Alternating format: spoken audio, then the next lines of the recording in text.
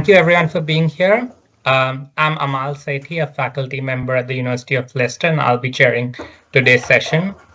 It is my pleasure to welcome you all to the 13th seminar in Phase 4 of the Interdisciplinary PhD in Progress weekly seminar series organized by the Global South Network. Before we begin, I would like to thank Norman and Riyadh for running the Global South Network and this weekly seminar series. We are joined today by two discussants and one peer commentator.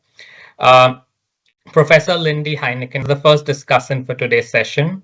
She is the former chair of the Department of Sociology and Social Anthropology and currently the Vice Dean of Research at the Faculty of Arts and Sciences, Stellenbosch University.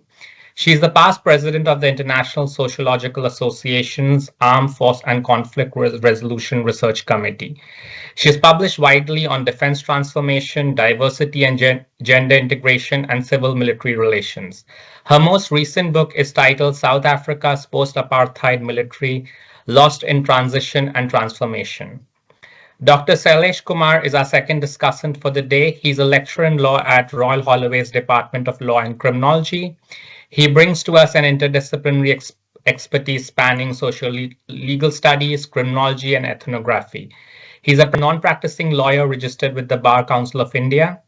His work has been published and has appeared in the Routledge International Handbook of Penal Abolition and Palgrave International Handbook of Youth Imprisonment. He has also written for popular news outlets such as The Hindu, The Wire, The Print, and Live Law. Saloni Pradhan is the peer commentator for today's session. She's a PhD candidate at the School of Politics and International Relations at the University of Leicester. Saloni is one of the most active members of the Global South Network, and her ongoing research focuses on Hindutva nationalism and political socialization in India. Last but not the least, our guest speaker for the day is Prerna Dhoop. Prerna is a PhD candidate at the Dickson School of Law, King's College London, where she's writing her dissertation on social-legal research study of women's integration in the Indian Armed Forces. She's also the editor-in-chief of the King's Student Law Review and an assistant professor at the National Law School of India, University, Bangalore. At NLS Bangalore, she teaches courses on constitutional law, legal methods, poverty and development, gender and sexuality studies, and LGBTQI rights. Previously, she worked as an assistant professor at the National Academy of Legal Studies and Research, Hyderabad, India. Today, Prerna will present a chapter from her PhD titled Conditions That Affect Women's Equitable Integration in the Armed Forces. Prerna, you'll have 30 to 35 minutes for your presentation. We'll follow that by 5 minutes of comments from the discussants and peer commentators. And if we do have time, we can open the floor for questions from the attendees. The screen is now yours, Prerna. Good afternoon, everyone. Thank you, Norman, for inviting me. A very short notice that I'll grab this opportunity to present. And when I got to know this morning that Professor Lindy Heinecken is going to be there, I was happy and I felt privileged. I would like to first convey my gratitude to her, my research proposal, because I'm just 6 months into this, the PhD program at King's College London. This research proposal that I wrote would not have been complete without having learned a lot from Professor Heinecken's work. I will take around 15-20 minutes to talk about the project that I'm doing, and I would like to present on my first chapter. I would not explain the variables that I discuss at length. Maybe when we come to the question and answer session, I would do that. So my presentation today is divided into 3 parts. The first part, I'll take you through the proposal and the chapters that I've decided, the draft chapters that I decide to work on. The second point that I would like to talk about would be the need for this study. Because time and again, I'm faced with questions about what is the need. There have been enough studies done on Western democracies, so whatever happens there applies to the Indian context, to the South Asian context. So I thought there was a need to discuss how important this topic is. That's the second point, the part of my presentation. And the third part of my presentation would be to discuss my first chapter, a quick brief of how I've written my first chapter. Going back to the first part, I think, so I would, in the first part, I would like to discuss that the purpose of my research study, Regendering the Military, a feminist socio-legal research study of the women's integration policy in the Indian Armed Forces. That's the title. The purpose is to build on the theory of women's roles in the military. And when I look at this topic and I look at building the theory on women's roles in the military, it's a very interdisciplinary research, which is located in the disciplines of, first, military sociology, to which I'm very new. Second is feminist gender studies, something that I've worked on for the last 10 years. And third is equality jurisprudence, coming from comparative constitutional law studies, which I'm quite familiar with. So the topic lies at the intersection of these three disciplines. The second thing that I want to discuss is that when I look at this topic, and my supervisors, Professor Prabha Kotishwaran and Professor Amanda Chisholm, one is from the law school at KCL and the other is from the War Studies Department.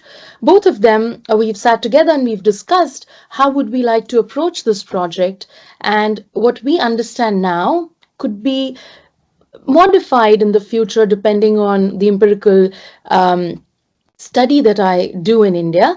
But as of now, tentatively, the 5 chapters would cover, the first would be, and that's the chapter I'm presenting on, what are the conditions that influence or affect women's integration in the Indian Armed Forces? A very theoretical, a very normative study of the conditions. And what do I rely on when I do that study? I rely on work done by, previously work done by military sociologists, feminist authors, both anti-militarist plus liberal difference feminists, postmodern feminists, so on and so forth. I rely on their work to discuss the conditions that affect women's integration in the Indian Armed Forces. Also, adding to the theory so far, I would look at how would the founding mothers of the Indian Constitution, the Indian feminists, how do they view this question of the factors that affect women's integration. The second chapter I would typically look at is, because I come from a legal background, I'm looking at the question of equality. How does equality jurisprudence, as formulated by the Supreme Court in India, Delhi High Court, the judiciary in India, how is this question of women's integration looked at by judges, looked at or constructed in the equality jurisprudence? I would typically look at judgments, case law, arguments presented by the women officers, and how were the arguments conceived by the judges themselves, so on and so forth. So that's what I'm trying to build on. Also in the second chapter, I would look at, there's this particular idea of, since 1992, when it was the first time that women were inducted in the Indian Army, in the Indian Armed Forces, since 1992 up till now, how has this struggle gone on? Like outside court, inside court, so impact litigation, what are the arguments that work, arguments that fail, which are the cases that succeeded, de facto equality, de jure, so on and so forth. The third chapter and the fourth chapter is going to be mostly data analysis, because I intend to go and I intend to conduct interviews in India at the NDA, National Defense Academy, which is a premier institute that has cadets And I think so till 2022, there was just males who were admitted. Since then, we have females as well. Seats are reserved for women cadets. So that's going to be one part of the empirical interview, in empirical survey interviews. The second is going to be, I plan to interview officers and soldiers, Agniveers, women and males and females from various regiments. That's the idea for the third and fourth chapter. And the fifth chapter would be revisiting, re-examining equality law in terms of how do we look at equality when we've learned from going to the field about the perceptions, experiences, feelings of both the women as well as the male leadership that's formulating the policy of women's integration. So these are the five tentative chapters that I would, the draft chapters that I plan to write. All of these chapters put together, what I'm looking at is women's military role when it is India, which is like the context. Now, the third point that I wanted to discuss in the first part of my presentation is to give you a little bit of like a brief background about what is the law on the subject. I'll just explain it simply. So we have a constitutional provision. The Constitution of India, 1950, has a provision, that's Article 33, which says fundamental rights are restricted when it comes to applying them to members of the armed forces on two grounds. First, to ensure that there's maintenance of discipline among the members, and second, they should be for the proper discharge of duties by the members of the Indian Armed Forces. So on these two grounds, fundamental rights are going to apply in a very limited fashion. And who gets to decide? The sole prerogative is of the Government of India, Ministry of Defense, to decide to what extent will the fundamental rights be narrowed down. So, and read with Article 33 of the Constitution of India, we have the statutes, separate statutes, Army Act, the Navy Act, and the Indian Air Force Act, which three of these three statutes read with the constitutional provision leave this entire sphere of women's integration and question about to what extent women will be admitted. The entire domain is left at the sole discretion of the Government of India.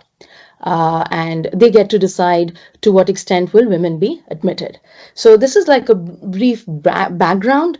Also to give you a little sense of the facts, the factual background. So women altogether were not allowed until 1992, when women were admitted for 5 years initially as a very, like on an experimental basis, first for 5 years, and that too for your ancillary service non-combat roles, and that was increased to 10 years, and in 2006 those 10 years were again extended for the third time to 14 years. That means a woman who joins the Indian Army or the Air Force or the Navy gets to serve in the armed forces for 14 years, after which she has to leave. So by the time, so if for example a woman enters the armed forces when she's in her 20s, by the time she's 35, she has to retire, even if she's physically fit, she's well driven, motivated to serve, but she has no choice. She has to leave the armed forces. So that was the law. For years together, officers as well as soldiers, women soldiers and officers, have litigated before court, saying that no, this is incorrect, this is arbitrary, this is unequal, we are not happy. So time and again they went to court, and there's a dozen cases just on the issue of whether women's whether women should be admitted, for how long, what are the terms and conditions of service, so on and so forth. So this is the factual background in which we are operating. Now, 2020, there was a landmark decision by the Supreme Court of India in the Babita Punia case, where the Supreme Court said that 14 years is not the right way to go about. You should extend permanent commission to women officers. You should have the tests done, all of those formalities that men undergo to get transferred from a short service commission to permanent commission should be equally extended to women officers. Not just that, the Supreme Court of India went ahead to the extent of saying that commanding positions should also be offered to women officers. Theoretically speaking, huge win. And then later on, what the government does is it comes up with its policy of gender neutral approach, saying that, okay, henceforth, we will be admitting women and they will be treated like men. Gender is the way we treat them is going to be neutral. It's not about male, female, but it's about the soldier that we are looking at. So then that's a question that I'm looking at in my project, whether policies like the gender neutral approach, the armed forces organizational policy to integrate women, how far is it successful? How far has it been able to achieve the so-called constitutional promise of gender equality? This is like a quick brief on the legal and factual background. The other thing that I wanted to discuss, that's the last part of my last point in my first part of the discussion. So when we look at this question of women's military role in the Indian Army, in the Indian Armed Forces, there are various stances that we could look at this question from. The first would be a typical liberal feminist approach, which says men and women are equal. Let women inside these armed forces and then they can fight their own battle, but they should be treated equally. All those spheres in which women are not allowed, you should allow women, let us enter. So that's a typical liberal feminist approach. The second way to look at this issue is from the perspective of difference feminism, to also include radical feminists who say that no, men and women are not equal. Men and women are very different. They are not the same. So they basically discuss this dichotomy between equality and sameness. So if they are same, but they are not same, but they are equal, right? So this is what they discuss, and they say biology is not destiny, but women and men are not the same. So what do? Radical feminists say women should refrain from entering the armed forces because the armed forces inherently is a patriarchal institution, and for women to enter is to contribute to the patriarchal project, so women should refrain. Also, the peace feminists say that inherently the armed forces, they disseminate this idea of militarism, idea of war, destruction, violence, and we are against it. Women stand for peace, and the solidarity is to bring about peace in the world and not fight. So that's what they discuss. So this is that women should not enter. These are also the anti-militarist feminists who are against the armed forces and any idea which favors militarism. And the third is the postmodern feminists who discuss about deconstructing these ideas of what is the military ideology that informs the Indian Armed Forces. This is what they discuss, the practices, the ideology, and the language that the military, the armed forces use when they talk about integrating women, so on and so forth. So these are briefly put, I'm doing it very quickly, but these are the various standpoints that feminists take to discuss the question of equitable integration or the question of women's military roles. Coming to the second part of the discussion, the points that I want to discuss is about the need for the study, The need for this study, I thought of discussing these 4 5 points. I feel this idea of regendering the military becomes important. The first is that there has been no study when it comes to the Indian context, the armed forces context, coming from insiders. To just give you an example, there's this book written by Priya Jinghan, who's the first woman to have been admitted in the Indian Army, in the JAG branch, the Judge Advocates General branch.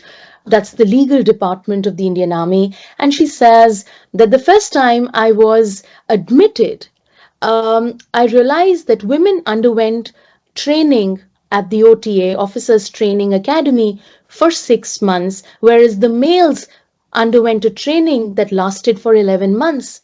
And when there was this committee that came to study the training and the process, the women were told not to speak about the problems they faced because the committee would then recommend harsher training for the women. So, I mean, even if there's some discussion or study done when it comes to the insiders doing a study, that becomes pretty myopic. So that's one reason that there's no study till date which talks about how women are being integrated, what is their experience when it comes to working in the Indian Armed Forces. Not just that, recently the Ministry of Defense was asked the question about integration of women in the army, and quote unquote he said, there is no official study till date on why there is low participation of women in the Indian Armed Forces. The reason he gives is because there's a steady growth in the induction of women in the Indian Armed Forces. That means the assumption is that we are doing enough for women, so there's no need for a study. So, which is why, and just to use what the reasoning given by a feminist, Jane Addams, she says, one of the very, very early on feminist authors who said that there is a need for people on the outside, on the margins, people in the public sphere to write about these issues, because insiders, are co-opted by the institution, or the insiders adopt what they call adaptive preferences. They become one of the many in the system, so very lesser chances that they would write anything that is against the system itself, right? So that's one of the reasons why there's a need for an outsider like me, who has done feminist legal scholarship, who has done constitutional law, and is interested in military sociology, to do a study like this. The second reason why I think this study is very important is that, and I'm going to use the phrase used by Hannah Arendt, who says, what is the approach that I'm going to adopt? And she says, I'm going to go pearl fishing. That's what I want to do. I'm going to go with a very open and flexible mind. I don't know what are the paradoxes that are going to exist when I go on the field. Probably women would say they are very, very happy in an institution where they feel equal to the men. I really don't know. I'm just 6 months into my program, and I can expect anything. So this is what I think that's going to be my approach. There was a study done by Captain Dipanjali Bakshi. The study was funded by the Dalai Lama Institute, and she served in the army, but she did the study, and she said that the government's approach, the Ministry of Defense, Government of India's approach when it comes to integration is very reactionary, and to win these to win accolades from the international community, it's not based on any research, proper empirical survey that they do before they come up with policies, and they promise integration, equitable integration. And she says there's this acute need to fill this gap, for somebody to come forward and study the gap that exists between the policy and the practical experiences of officers, both male and female. The third point that I would like to discuss when it comes to the need for this study is when it comes to the Indian context, there's this a very rich jurisprudence when it comes to gender equality. So that serves me very well because it gives me that foundation to be able to address this question of how can women be equitably integrated. Now, this is a benefit. This is also a strength that I feel exists when it comes to studying this question in the Indian context. But the challenge that comes about is to get access to cadets at NDA, getting access to serving officers in the Indian Army, Navy, and Air Force. I think that's my challenge. And as such, the military as an organization is a closed organization. To be able to approach and interview officers, cadets is challenging, right? So this is the limitation challenge that I think my study has. I will face, but at the same time, it's important that we study an institution where the number of people serving, India has the third, fourth largest army in the world. So there's a need to study, right? Even if I face these challenges and limitations. The fourth point that I would like to discuss when it comes to, despite limitation, why would I still want to do the study, is that when it comes to military as an organization, the gender regime that prevails in this organization, particularly norms of masculinity, femininity, particularly what is it to be a male, what is it to be a female, how do you perform these roles properly, what are the male-female relationships that exist. And this, I call this the gender regime of the military, is replicated, is mirrored in all the other spheres of civilian life. It could be sports, it could be politics, it is judiciary, it's family life, civilian workplaces. So in every sphere of life, human life, you get to see these relationships. And the highest threshold is put on the military gender regime, right? So it's very important to study this regime to see how it gets replicated. Not just that, how this gender regime itself is informed by the life outside the military, and whether organizational policies implemented in the name of equality will be able to work well within this gender regime or translate this gender regime into an equitable environment, right? So this is, that's the need to study this question. The fifth point why I would like to study is, and that's my goal, the goal is to be able to help policymakers, lawmakers in India as well as in South Asian countries to understand what is that framework, an appropriate, adequate framework in the armed forces that helps to integrate women within its fold. What are the variables that you would consider? What is the context in which these organizational policies will work or will fail? To understand, to explain, to describe that context, and to also understand what works, what doesn't. The second goal that I aim to achieve is to understand how the gender equality jurisprudence that is pronounced, that is formulated by the Supreme Court in India, whether it is appropriate, whether it adequately meets the IAF's, the Indian Armed Forces problems, challenges when it comes to really enforcing that equality. The best example is when the Supreme Court in Babita Punia said, okay, now women, men are equal. You'll have women being offered a permanent commission. You have them undergo the same tests, training like men. What did the Indian Armed Forces do? They extended that choice to women. Now, women who were 45 years old had to do training programs with males who were 20 years old. And in that training program, obviously, somebody who's lesser in age did much better and got better grades. So they were given, they were elevated, they were promoted, and those women again were not.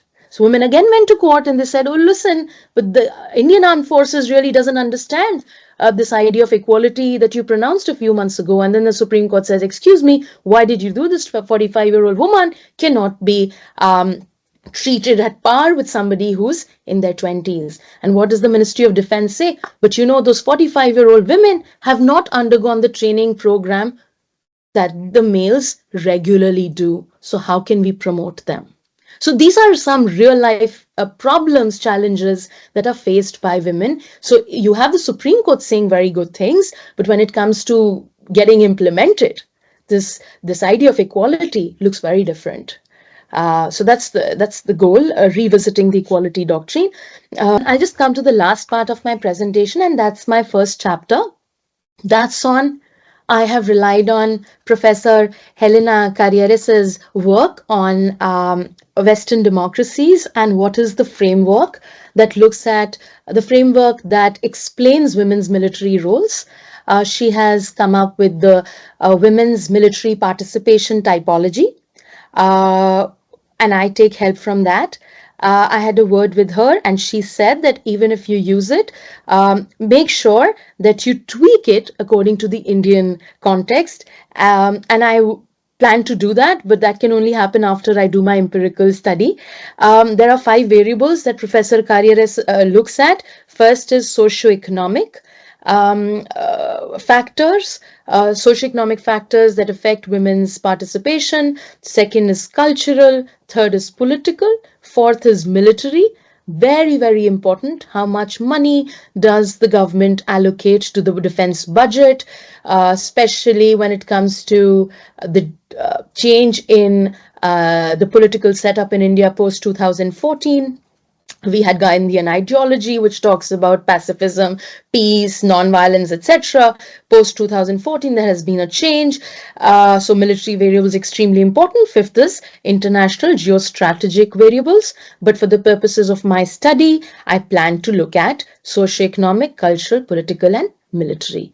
Extremely important. And here I would like to point out to Achyut Chetan's book. I've relied on his book when it comes to what was the perception of the founding mothers, the women who participated in writing the Indian Constitution. There were Amrit Kaur and Hansa Mehta. Both of them said, and if I have to look at how would they look at this question of women's roles, they would be against it. They would not want women to contribute either directly in terms of participating in combat role or non-combat role to anything to do with militarism, right? So this is how I'm going to look at the Indian context to answer the question of variables. Thank you very much. Any details? I think I would take up questions and I would be able to answer. Thank you very much. Thank you so much, Prerna. Now, what we can do is both the discussants and the peer review, you all can have 5 minutes each. We'll go in order, and perhaps at the end of it, Prerna, you could respond back to comments. That way we'll be able to manage time properly. So perhaps we can start with Professor Lindy. Yes, thank you very much. And Prerna, I'm very jealous. I'm also a King's College graduate. You probably know that. So I feel a close affinity, not just in terms of the subject. So I think you've got a very interesting study and a very necessary study. I think in terms of your big question of why you'd want to do this study, we know very well today that a woman, it's not a nice to have, a right for women to be in the armed forces. It's actually a necessity. And I think one of the things that you need to point out in your study is why this is a necessity, because we see, for example, in the deployment of women, even if there's just a token woman, that the platoons behave more appropriately, specifically in the type of roles that the military is now deployed, which involves their responsibility to protect civilians. So that's just a really important point. I think the structure of your study is really good, and that you devote your first section of your study to the conditions that affect women's integration.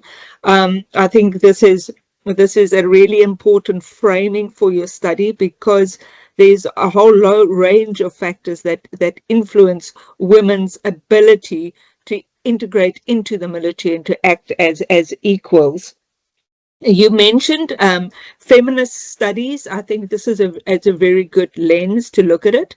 One thing that I haven't, there's two aspects which I think you must not overlook, and that is perhaps look at standpoint feminism as well, because standpoint feminism provides such a useful lens to illustrate that women and men live in actually different worlds and have different world views, and that's also very, very important in security sector reform and policy formation. So, and then of course there's really important scholars that I think you must engage with, which you probably are, which is of course Cantor's work on tokenism. I'm not sure the number of women, but they will experience the consequences of tokenism. Judith Butler on performance, because women have to, of course, perform in a certain way.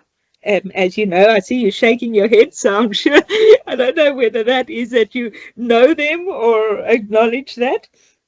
And Sylvia Walby's work as well. One thing I haven't heard you mention is the importance of patriarchy. You mentioned this in your abstract, so please do engage. She's got very, very nice indicators, 6 key indicators that you could use to show how patriarchy influences power relations within the military. So that's just a comment on your first chapter. The legal framework, focusing on the legal framework, it's really important, and what this points out very strongly to me is that the approach that the Indian military has adopted is, because it is legally driven, it's not needs driven as far as I'm concerned. The military is not saying we need women.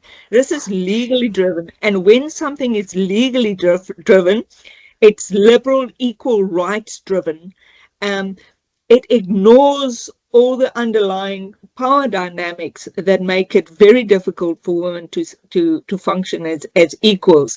And if a military continues to manage it from this specific perspective, then of course the other aspect, it forces women to act and behave like men, and which is exceedingly difficult in a military organization.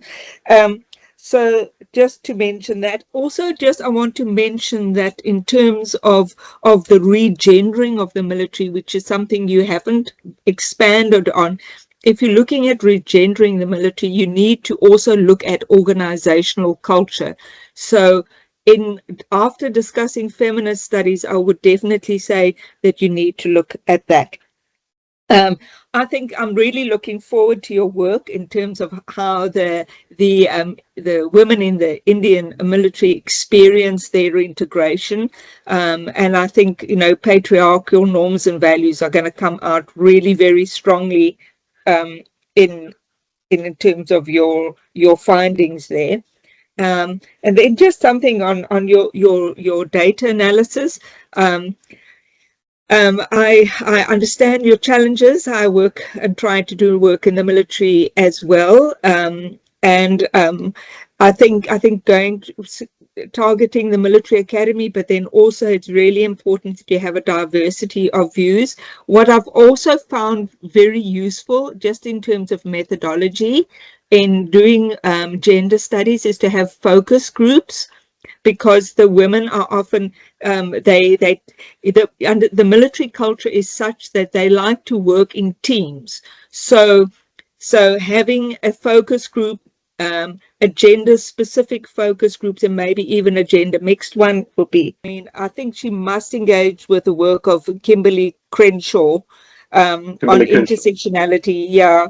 Because what her work is, because there's such a strong legal focus in this discussion, is that what she argues is that the legal frameworks have failed to take into account the experiences of Black women in particular. So, the fact that women are not a homogenous group, and that and that her work really provides a critical lens for understanding the complexities of social inequality and for promoting a more inclusive and equitable approach to justice. So I think for her study, particularly Kimberly's work is critically important. So, but otherwise, I think a great study. So yeah, that I think I've probably taken up my 5 minutes. I've got many questions, but I hope that given that you're in the beginning of your study, that these comments are useful. Thank you. Shailesh, now over to you. Thanks, Amal. So thanks so much, first of all, Prerna, for your presentation. A really fascinating project indeed. And I'm really looking forward to what comes out of it. And thanks to Professor Heinecken, I think she has covered and has given a lot of very valuable suggestions based on the expertise. And I will kind of try to bring it to more, let's say, bring more Indianness to it, into my comments, basically, and based on my expertise from there, the jurisdictional, regional expertise, and because I've done social legal works in the past. So I'll get to the framework question. And I was wondering, because of course you did point out socio-cultural aspects, and I think those points were also touched by Professor Heinecken. So can or should gender be discussed without discussing other social identity or markers while thinking of its interaction with the law? So say, for example, do you think your current framework overlooks the intersectional complexities of identities among Indian women, thereby resulting in a, let's say, hegemonic, monolithic feminist landscape? And do you then think that an intersectional approach would be more beneficial for this study? So contextualizing it with India, do you envision, say, exploring caste, class, and race for this project, all of which play the most significant role in organizing the Indian societal and legal order, as well as the professions, right? Including perhaps the Indian Army and Indian military as well, because we do know, from my limited knowledge of the Indian Army and of the military, that we have seen that there are certain castes and there are also certain racial types that have been included in Indian Army, right? And there have been a lot of debates, especially in recent times, when people of certain communities have asked for even certain groups that, okay, we should also be given representation in the Indian Army. So do you think that also then translates to when we think about Indian women's role in Indian Army or Indian military generally, right? So because we do know that women is not a monolith identity, right? And certainly then all these kind of different identities do play a role in who is an Indian woman and what an Indian woman would do, let's say, irrespective while being in military or not, right? So that's the one question, pretty long, sorry for that. And I think another one I had was in relation to the phrases that you have used, and I'm just kind of reading it from the abstract that was shared with me earlier today. So you have used, at one point you have said that you will go beyond gender neutrality, right? And design women's integration policies in a way that translates into substantive gender equality in the armed forces, right? So I would like to know more about the difference between these two phrases that you have used, gender neutrality and substantive gender equality. So, how are you looking at them, or how you will be looking at these two, and what differences do you envision, and how do you think that might impact on your analysis and understanding of Indian women's role in Indian military? Now, in terms of, and this is the last point, I won't take longer, is around, again, two things. One is the issue of feminism, because of course, you have discussed several forms or approaches to study and understand feminism. But again, I could sense that the Indian context to that feminism, or the different approaches that you discussed to feminism, was greatly missing. And again, sorry to say this, but then over the last couple of years, I have observed that there has been this kind of overlooking or silencing of certain Indian context when even Indians do projects on India in the geographical north. And this is where I'll bring in the very debate within India on, say, I think that must have been drawn from the debate between white feminism and, let's say, black feminism, which is around so-called Savarna or upper caste feminism and Dalit feminism, right? So, and again, this is something that I found missing in what you discussed and from your abstract as well. So how would you then look at that? Because, of course, if, let's say, Indian women get into Indian military, who would be those women? And if we look at the past experiences and examples, or the current examples, who are the men or even women who are there already in the Indian military or Indian army, right? Are there women representing all the women communities in a way, or are they women from a specific community or category, right? And then to wrap it up, finally, something more broad around gender, state, and violence, right? So I'm sure we have seen a lot of videos and news items around Israeli women officers, military officers in Palestine, right? There has been a lot of debate and videos around that. So how do you see, and I think this was, I think, one of your last points around radical feminism or some other approach to feminism, where you kind of raise this feminist question that comes from as a certain group of feminists, which is, should women at all be part of, let's say, institutions that inflict state violence, right? Or participate in some or the other form of colonization? Professor Walby actually is my colleague at Royal Holloway, University of London.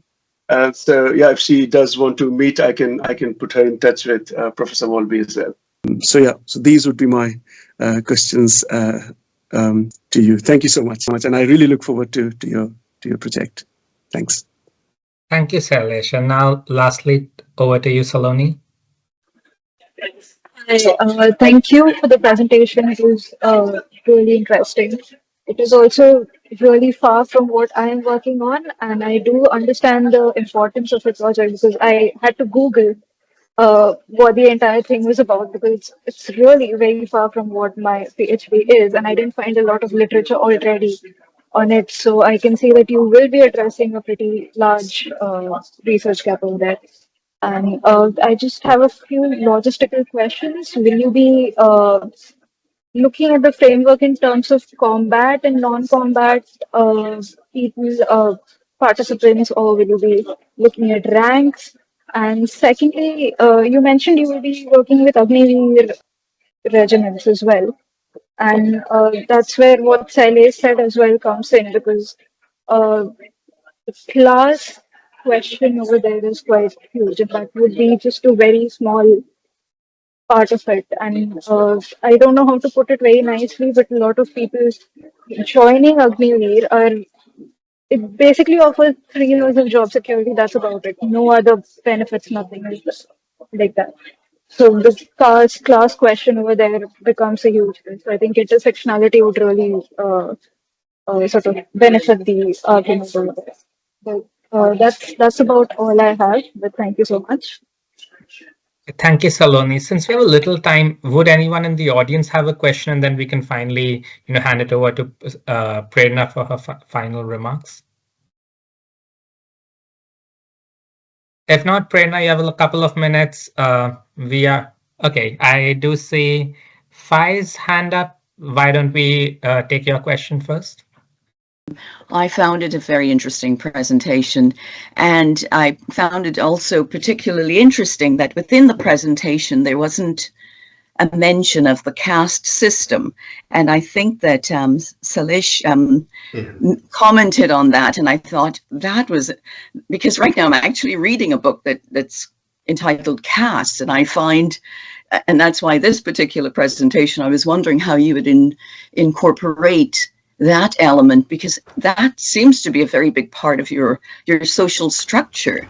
So to me, that would be something that might be worth mentioning, just because it is, and you may not want to necessarily focus on it, but at least acknowledge that that it exists. Anyway, thanks so very much. It was a great presentation. Thank you. And Josh? Yeah, likewise, I mirror the comments that everybody else said. I thought it was quite interesting. So really, thank you for explaining some of these things. My own area of research is security, so I'm quite interested in security implications of what you're saying. So I suppose the first point is the role of the military is quite specific. It's quite different to other state institutions and private or public organizations. Fundamentally, it exists for the purpose of security. It exists as a consequence of the security dilemma itself, which necessitates isomorphism to some extent. Like, militaries can only adjust or reform to an extent that it matches what other militaries are doing, and this is due to the risk. If they lose their competitive or innovative advantage, obviously the ramifications could be your state could get invaded, and your legal institutions, your government, it means nothing at that point. So from a security perspective, I'm interested in your thoughts on that. You know, there are certain constraints. I suppose my point is there are certain constraints that are externally applied onto the military and onto the structure of the military itself that aren't necessarily even in the control of India or the Indian jurisdiction, but they're more so consequences of the environment and within which India exists. And then my second question is, yeah, I think the socioeconomic implications are pretty significant. India has quite a pronounced class system. Others have commented on the Dalits. Gabriel Zucman co-authored a paper about 3 years ago. Gabriel Zucman's a fantastic economist, but he conducted a paper on inequality in India from, I think it was something like 19 something until 2021. So obviously didn't account for COVID data. And he found that empirically India is more unequal now than it ever was under the British Raj, which is quite an extreme statement to substantiate the evidence. So I'd imagine this has massive implications on who can do what and where in the military. Hopefully those questions made sense. I'm really interested in your thoughts on them. Thank you so much, Josh. So now we can finally hand it over to Prerna. You have roughly 5-6 minutes, and I know you've been, given a lot of information. So try and reply to whatever you can, and rest, I guess, you can carry out these ongoing conversations with the discussants. Okay. Thank you so much for the question. Professor Heinecken, thank you very much for these points. I had a small question. You spoke about the 6 key indicators. Was it Judith Butler's study about patriarchy? Wolby. Sylvia Wolby's study. She's and if you email me, I will send you references to her work. So to make it easier for you, and I will also send you a PhD of my very bright student, Fred Mabita, who's just done a very similar study to yours, but in Zambia. So even if the references, I think you'll find the study very useful, and it relates directly to your study because you also looked at regendering the military as a topic. Right. Thank you very much for your insights. I've taken lots of notes from what you said. Thank you so much. Shailesh, Fai, Josh, and Saloni, thank you so much for your questions as well as some points. So now, because of the shortage in time, because I think overestimated the first 2 parts, I could not discuss the last part. So when I discuss the 5 variables that Professor Carreras talks about, the first is socioeconomic, the second culture and political. So when I talk about these variables, they directly speak to what are the factors in the Indian context, that uniqueness that prevails, that really directly speaks to the question of to what extent can women move out of their spaces to join the army. Okay, thank you, Professor Heinecken, Shailesh, and Saloni for your comments. I'm very sure Prerna would find them extremely useful. If others in the room, if you're doing a PhD, or if you know other PhDs who would like to benefit from a similar session where they can get feedback from people from different disciplines, feel free to reach out to Norman, who will provide his email in the chat. Also, same time next week, as part of this work in progress series, Nicholas Anwake PhD candidate at the School of Politics and International Relations at Queen Mary University, will present their paper titled "From Tweets to the Streets, Mobilizing Collective Political Identities in #NSAS and #ThisFlag." With that, we can conclude today's session. Thank you all for attending, and have a great week ahead. Bye-bye, everyone. Thanks, everyone. Bye-bye. Bye. Thank you.